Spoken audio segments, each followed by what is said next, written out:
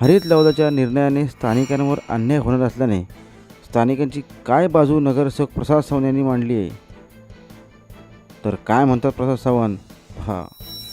Yes, त्यासाठी आम्हाला पनवेलचे आमदार प्रशांतजी ठाकूर भरपूर मदत करतात आणि त्यांना मुख्यमंत्र्यांना तेच सांगायचं की 2003 साली जो नोटिफिकेशन आलं, इको सेन्सिटिव्ह झोन आला, तेव्हा त्यांना सांगितलं की DP प्लॅन आणि मास्टर झोनल प्लॅन हा तुम्ही 2 वर्षात सँक्शन करा.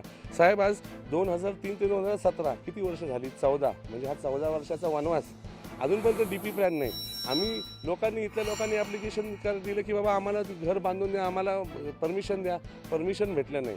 मग करणार काय लोक? आणि मुख्यमंत्र्यांना तेच सांगायचं की हे बाबा ह्याच्यासाठी हे रेग्युलर 53(3) खाली आम्हाला रेग्युलराईज करून द्या. आम्ही काही इलिगल बांधकाम किंवा कुठल्याही प्रकारचं हे केलेलं नाही. आम्ही ठीक आहे, FSIचा भंग झाला असेल आम्ही मानतो, पण हा DP प्लॅन आणण्याची जबाबदारी कोणाची? आमच्या नागरिकांची. मग ही कोणाची? सरकारची हे कधी काम होणार? मग हे गेली 14 वर्ष झाले. मग ठीक आहे, हे सरकार 2 वर्ष आलं असेल, पण हे आधीचं काय? त्याच्यासाठी मग लोकप्रतिनिधींनी काय केलं? हे सगळे प्रश्न ते ठीक आहेत, पण आम्हाला आता सॉल्युशन पाहिजे. कोणी काय केलं काय आम्हाला ते नको. आता ही आमची जीवन मरणाची लढाई आहे. आता आम्हाला मुख्यमंत्री साहेब हे आम्हाला तुम्ही ह्याच्यातून सॉल्युशन काढून द्या आणि आम्हाला एक माणूस म्हणून जगून द्या, एक गुलाम म्हणून जगून देऊ नका. आणि मुख्यमंत्री साहेब हे नक्कीच ह्याच्यामध्ये लक्ष घालतील. त्या दिवशी आम्ही मंत्रालयात मुनगंटीवार साहेबांना प्रशांत ठाकूरांबरोबर जाऊन आम्ही भेटलो. त्यांनी ज्या तत्परतेने पुढे फॉरवर्ड केलं, मुख्य सचिवांची भेट दिली स्वाधीय क्षत्रिय यांची, आणि लवकरच मुख्यमंत्र्यांची भेट लावतो. आणि मला आशा आहे की मुख्यमंत्रीच ह्याच्यातून चांगला मार्ग काढतील. आम्ही आमचा सनदशील वाटा चालू आहे. आम्ही आमचं आंदोलन चालू ठेवणार, म्हणजे प्राणपणाने लढणार. नक्की सर्व पक्षीय, सर्व गावकरी, सर्व हॉटेलवाले, घोडेवाले, आम्ही सगळे आहोत.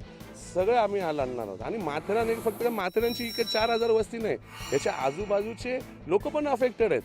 म्हणजे त्यांची जी इथे सगळे रोजगारासाठी येतात, हॉटेल इंडस्ट्रीसाठी, कोण सामान येतं, कोण रूम भरण्यासाठी येतं, कोण अजून कशासाठी येतं. म्हणजे हे फक्त 4,000 माथ्यांवरती अवलंबून नाही.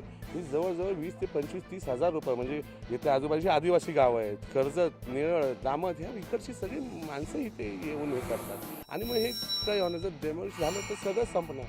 करणार काय साहेब? म्हणजे पुन्हा एकदा सांगतो, कळकळीची विनंती, आमचा आवाज तिथे मुख्यमंत्र्यांपर्यंत गेला आहे, तुमच्या मार्फत जाऊन दे. आणि नरेंद्र मोदी साहेबांपर्यंत आमचे जे पंतप्रधान आहेत, जे ते एका चुटकीसाठी ते निर्णय याच्यामध्ये हे घेतील, अशी आम्हाला आशा आहे. हेच आहे. थँक्यू.